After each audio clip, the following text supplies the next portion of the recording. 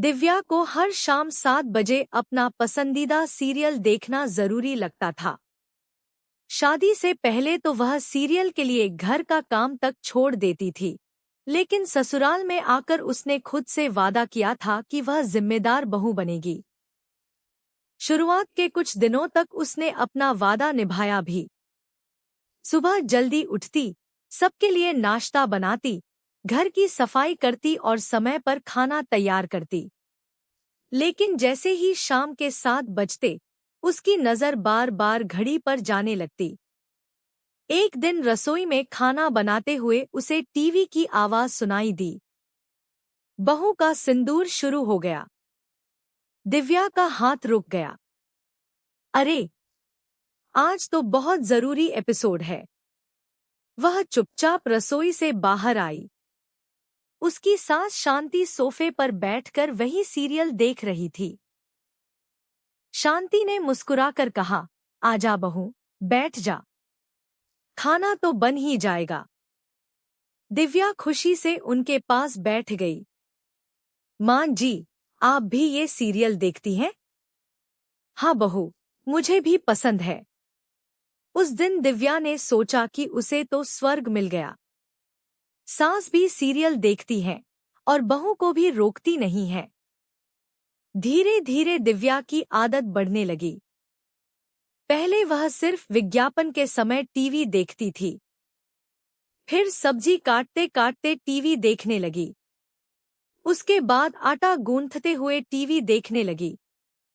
और कुछ ही दिनों में हालत यह हो गई कि वह खाना बनाना छोड़कर पूरे परिवार के साथ टीवी देखने बैठ जाती। शांति भी उसे कुछ नहीं कहती। एक दिन दिव्या ने दाल गैस पर रखी और टीवी देखने बैठ गई। सीरियल इतना दिलचस्प था कि उसे समय का पता ही नहीं चला। अचानक रसोई से जलने की गंध आने लगी। शांति दौड़कर रसोई में गई। अरे बहू, दाल तो नीचे लग गई। दिव्या घबराकर उठी।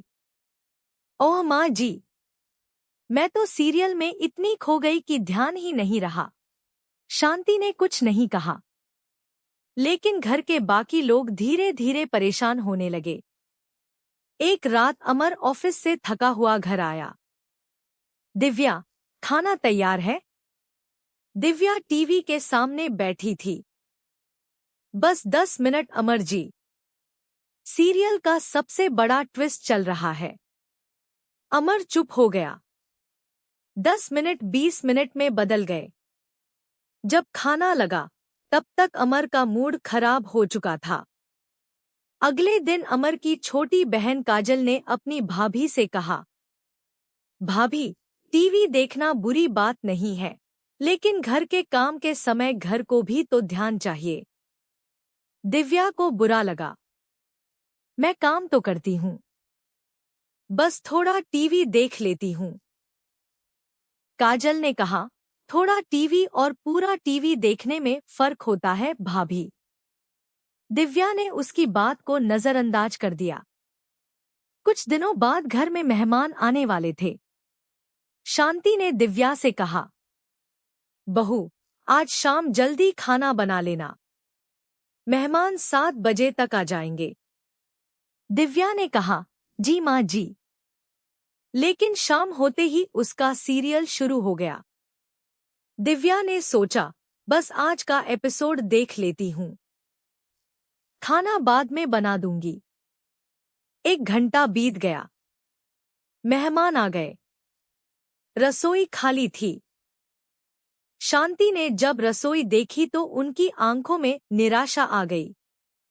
उन्होंने कुछ नहीं कहा, खुद रसोई में जाकर खाना बनाने लगी।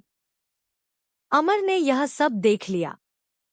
रात को उसने दिव्या से कहा, दिव्या, मुझे तुम्हारे सीरियल से कोई परेशानी नहीं है, लेकिन अगर उसकी वजह से घर की जिम्मेदारियां पीछे छूटने लगे तो परेशानी जरूर है। दिव्या चुप रही। अमर ने आगे कहा, शादी से पहले तुम्हें लगता था कि टीवी तुम्हारी जिंदगी का सबसे जरूरी हिस्सा है, लेकिन शादी के बाद रिश्ते भी तुम्हारी जिंदगी का हिस्सा है। इन रिश्तों को समय देना भी जरूरी है। दिव्या को फिर भी लगा कि सब उसे ही गलत समझ रहे हैं। अगले दिन शाम को वह रसोई में खाना बना रही थी। घड़ी में 7 बज गए। टीवी की आवाज आई। दिव्या का मन बेचैन होने लगा। वह सब्जी छोड़कर टीवी के सामने बैठने ही वाली थी कि उसकी नजर गैस पर रखी कड़ाही पर पड़ी। उसे अचानक पिछले दिन की जली हुई दाल याद आ गई। उसने खुद से कहा, नहीं दिव्या, आज नहीं। वह वापस रसोई में चली गई। कुछ देर बाद शांति रसोई में आई। उन्होंने देखा कि दिव्या चुपचाप खाना बना रही है। शांति ने कहा, बहू, सीरियल नहीं देखना? दिव्या मुस्कुराई। माँ जी, आज पहले घर का खाना पूरा कर लेती हूँ। सीरियल तो बाद में भी देखा जा सकता है। शांति ने उसके सिर पर हाथ रखा। बस यही समझदारी चाहिए थी बहू। उस रात खाना समय पर बना। अमर ने खाना खाते हुए कहा, आज खाना बहुत अच्छा बना है। दिव्या मुस्कुराई। काजल बोली, भाभी, आज आपका फेवरेट सीरियल मिस हो गया। दिव्या हंसते हुए बोली, हाँ, लेकिन आज मुझे उससे भी अच्छा एपिसोड मिला है। वो कैसे? दिव्या ने कहा, आज मैंने सीखा कि जिंदगी का असली सुख टीवी की कहानी में नहीं, बल्कि अपने परिवार के चेहरे पर मुस्कान देखने में है। सबके चेहरे पर मुस्कान आ गई। उस दिन के बाद दिव्या ने टीवी देखना बंद नहीं किया, लेकिन उसने अपनी आदत बदल दी। अब वह पहले घर का काम पूरा करती और फिर आराम से अपना पसंदीदा सीरियल देखती। उसे समझ आ गया था कि मनोरंजन जिंदगी का एक हिस्सा हो सकता है, लेकिन जिंदगी की जिम्मेदारियों से बड़ा नहीं। और सच तो यही है, जो इंसान अपने शौक और अपनी जिम्मेदारियों के बीच संतुलन बनाना सीख जाता है, वही असली सुखी जीवन जीता है।